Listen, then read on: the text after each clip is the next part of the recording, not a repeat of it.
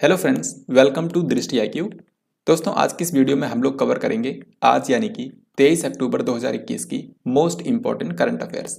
तो आपको इस वीडियो को बिल्कुल ध्यान से देखना है क्योंकि यहाँ पर कई सारे इंपॉर्टेंट क्वेश्चंस हैं जो कि आपकी परीक्षाओं में पूछे जा सकते हैं।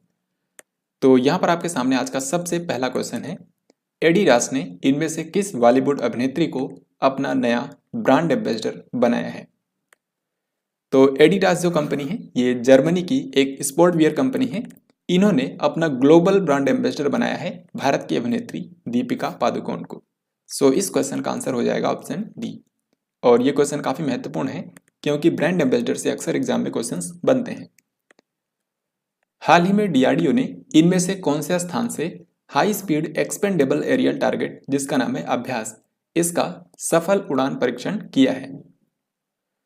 तो इसका सही आंसर होगा ऑप्शन ए यानी कि ओडिशा चांदीपुर।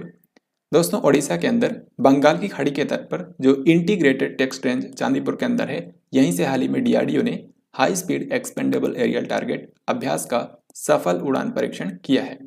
दोस्तों, जब भी किसी मिसाइल का परीक्षण किया जाता है तो एक टारगेट के ऊपर उस मिसाइल का परीक्षण किया जाता है। तो अभ्यास जो है ये एक high speed expendable aerial target है, यानी कि ये मूविंग ऑब्जेक्ट होता है जिस पर मिसाइल का परीक्षण किया जा सकता है और ये देखा जा सकता है कि जो मिसाइल है वो मूविंग ऑब्जेक्ट को किस तरीके से नष्ट कर सकती है। तो high speed expendable aerial target जो अभ्यास है, इसका हाल ही में सफल उड़ान परीक्षण किया गया है चांदीपुर ओडिशा में। DRDO का मतलब है defence research and development organisation. इसको हिंदी में बोला जाता है रक्षा अनुसंधान और विकास संगठन। इसका मुख्यालय नई दिल्ली में है और इसके इस समय अध्यक्ष हैं जी सतीश रेड्डी। रक्षा मंत्री राजनाथ सिंह ने इनमें से कौन से शहर में 3 दिनों तक चलने वाले स्वर्णिम विजय वर्ष कॉन्क्लेव का उद्घाटन किया है?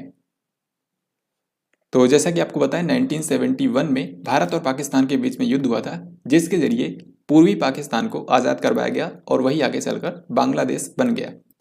और क्योंकि इस साल इस घटना को 50 साल कंप्लीट हो गए हैं, तो इसीलिए हाल ही में इस विजय उत्सव को मनाने के लिए स्वर्णिम विजय वर्ष कॉन्क्लेव का आयोजन किया गया है बेंगलुरु के अंदर। और इसका उद्घाटन किया है भारत के रक्षा मंत्री राजनाथ सिंह ने। सो इस क्वेश्चन का आंसर होगा बेंगलुरु। हाल ही में कपड़ा मंत्रालय ने देश भर में कितने PM मित्र पार्कों की स्थापना के लिए अधिसूचना जारी की है? तो इस साल के बजट में एक योजना अनाउंस की गई थी जिसका नाम था PM मित्र। यहाँ पर मित्र का फुल फॉर्म है mega integrated textile reason and apparel parks. तो इस योजना के तहत भारत में देश भर के अंदर कुल मिलाकर 7 मेगा टेक्सटाइल पार्क बनाए जाने हैं। और ये जो टेक्सटाइल पार्क होंगे, इनमें एक ही जगह पर कपड़े की मैन्युफैक्चरिंग का हर एक काम एक ही स्थान पर किया जाएगा। इससे कपड़ों की लागत भी कम होगी। तो इस क्वेश्चन का हमारा आंसर होगा ऑप्शन नंबर सी। इन मेगा टेक्सटाइल पार्कों की स्थापना का मेन मकसद है कि भारत को टेक्सटाइल क्षेत्र के अंदर आत्मनिर्भर बनाना। तो याद रखिएगा, PM मित्र योजना के तहत भारत में 7 मेगा टेक्सटाइल पार्क बनाए जाएंगे। निम्न में से किसे सत्यजीत रे लाइफ टाइम अचीवमेंट अवार्ड से सम्मानित किया जाएगा? तो भारत के मशहूर फिल्म निर्माता सत्यजीत रे की इस साल 100वीं जयंती मनाई गई है। इनका जन्म हुआ था 2 मई 1921 को। तो इस साल 2 मई 2021 को इनकी 100वीं जयंती मनाई गई है। तो इसी उपलक्ष्य में भारत का जो सूचना और प्रसारण मंत्रालय है, उन्होंने एक विशेष पुरस्कार की अनाउंसमेंट की थी जो कि सत्यजीत रे के नाम पर दिया जाएगा। और ये पुरस्कार है सत्यजीत रे लाइफ टाइम अचीवमेंट अवार्ड। और अभी सूचना और प्रसारण मंत्रालय ने अनाउंस कर दिया है कि ये पुरस्कार इस साल किन को मिलेगा। तो ये पुरस्कार इस बार 2 फिल्म डायरेक्टर्स को मिलेगा। एक तो है हंगरी के फिल्म डायरेक्टर इस्तेबान साबो और दूसरे हैं अमेरिका के फिल्म डायरेक्टर मार्टिन स्कॉर्सेज़ी। तो इस क्वेश्चन का आंसर हो जाएगा ऑप्शन नंबर सी, A और B दोनों। दोस्तों, पिछली वीडियो में मैंने आपको बताया था कि इस बार जो international film festival of India है, इसका 52वां संस्करण आयोजित होने वाला है नवंबर में। ये 20 से लेकर 28 नवंबर तक आयोजित किया जाएगा। तो इसी दौरान ये जो सत्यजीत रे लाइफ टाइम अचीवमेंट अवार्ड है, ये इन दोनों लोगों को दिया जाएगा, इस्तेबान साबो और मार्टिन स्कॉर्सेज़ी। अक्टूबर 2021 में फाइनेंशियल एक्शन टास्क फोर्स यानी कि FATF ने इनमें से कौन से देश को ग्रे लिस्ट की सूची में शामिल किया है?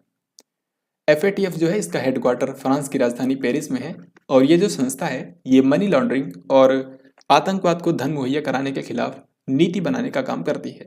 तो FATF जो है, इसकी ग्रे लिस्ट में हाल ही में तुर्की को शामिल किया गया है। और जैसा कि आप जानते हैं पाकिस्तान इसमें ऑलरेडी है, तो पाकिस्तान को अभी बरकरार रखा गया है FATF की ग्रे लिस्ट में, क्योंकि पाकिस्तान ने आतंकवाद को रोकने के लिए कोई भी ठोस कदम नहीं उठाया है। इसके बाद अगला सवाल है, सरनजीत सिंह का हाल ही में निधन हो गया, आपको बताना है कि ये कौन से खेल से जुड़े थे। तो सरनजीत सिंह जो हैं ये भारत के एक हॉकी प्लेयर थे, अंतर्राष्ट्रीय हॉकी के लिए खेलते थे। हाल ही में इनका निधन हो गया है। हाल ही में किस देश ने अपने पहले स्वदेशी अंतरिक्ष रॉकेट नूरी का सफल परीक्षण किया है। तो इसका दोस्तों सही आंसर होगा ऑप्शन नंबर डी, यानी कि दक्षिण कोरिया। तो जो दक्षिण कोरिया है इसने हाल ही में अपना खुद का बनाया हुआ अंतरिक्ष रॉकेट लॉन्च किया था जिसका नाम था नूरी।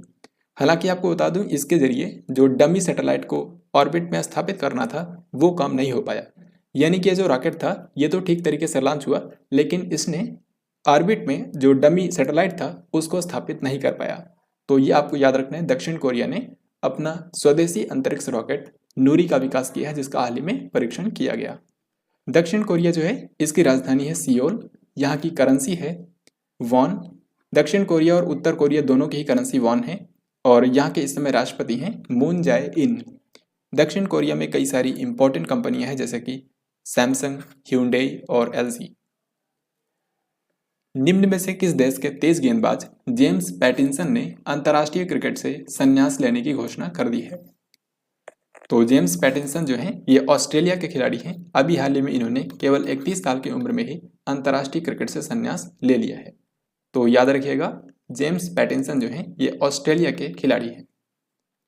मैरीलिबॉन क्रिकेट क्लब ने इनमें से किस भारतीय को मानद आजीवन सदस्यता प्रदान की है। मैरीलिबॉन क्रिकेट क्लब यानी कि MCC जो है ये ब्रिटेन का एक क्रिकेट क्लब है जिसका हेडक्वार्टर है लंदन के अंदर। तो इन्होंने दुनिया के कई सारे बेहतरीन क्रिकेटर्स को मानद आजीवन सदस्यता प्रदान की है। तो इस साल 2021 के लिए दुनिया भर से 18 क्रिकेटर्स को चुना गया है जिनमें 2 भारतीय हैं, एक तो है जवागल श्रीनाथ और दूसरे हैं हरभजन सिंह। तो इस क्वेश्चन का हमारा आंसर हो जाएगा ऑप्शन नंबर C, A और B दोनों। यहाँ पर मैं आपको बता दूं जो मैरीलिबॉन क्रिकेट क्लब है इसकी पहली महिला अध्यक्ष बनी है क्लेयर कोनोर। इन्होंने हाल ही में अक्टूबर महीने में ही ये पद ग्रहण किया है। तो अभी के समय मैरीलिबॉन क्रिकेट क्लब की जो अध्यक्ष है उनका नाम है क्लेयर कोनोर। यूरोपीय संघ के शीर्ष मानवाधिकार पुरस्कार जिसको बोला जाता है सखारोव पुरस्कार, आपको बताना है कि 2021 के लिए ये किसको सम्मानित किया गया है। तो इसका सही आंसर हो जाएगा ऑप्शन नंबर A, यानी कि अलेक्सी नेवलनी, जो कि रशिया के अंदर विपक्ष के नेता हैं। तो इन्हीं को सखारोव पुरस्कार 2021 से सम्मानित किया गया है क्योंकि इन्होंने रूस के राष्ट्रपति व्लादिमीर पुतिन की जो सरकार है उसके भ्रष्टाचार के खिलाफ इन्होंने आवाज उठाई है। तो इसी के लिए अलेक्सी नेवलनी को सखारोव पुरस्कार 2021 से सम्मानित किया गया है। आपको याद होगा 2020 में पुरस्कार दिया गया था स्वेतलाना तिखानोस्काया को जो कि बेलारूस की थी, लेकिन इस बार यह दिया गया है रूस के अलेक्सी नेवलनी को। तो दोस्तों ये था आज का लास्ट क्वेश्चन। अब हम लोग देखते हैं पिछले दिन का क्वेश्चन। यहाँ पर मैंने आपसे पूछा था कि किस भारतीय खिलाड़ी ने अंतर्राष्ट्रीय फुटबॉल में लियोनेल मेसी के 80 गोल के रिकॉर्ड की बराबरी कर ली है। तो इसका सही आंसर था ऑप्शन A, यानी कि सुनील छेत्री, जो कि भारतीय फुटबॉल टीम के इस समय कप्तान हैं। तो इन्होंने लियोनेल मेसी के रिकॉर्ड की बराबरी कर ली है क्योंकि अर्जेंटीना के जो लियोनेल मेसी हैं इन्होंने भी अंतर्राष्ट्रीय स्तर पर 80 गोल किए हैं और अभी भारत के सुनील छेत्री ने भी 80 गोल कंप्लीट कर दिए हैं। तो अब यहाँ पर हम लोग देखेंगे आज का क्वेश्चन जिसका राइट आंसर आप सभी को कमेंट बॉक्स में लिखकर बताना है। यहाँ पर क्वेश्चन ये है कि निम्न में से कौन से देश ने थॉमस कप 2020 का खिताब जीत लिया है। तो यहाँ पर आपका जो भी राइट आंसर हो आपको कमेंट बॉक्स में लिखकर बताना है।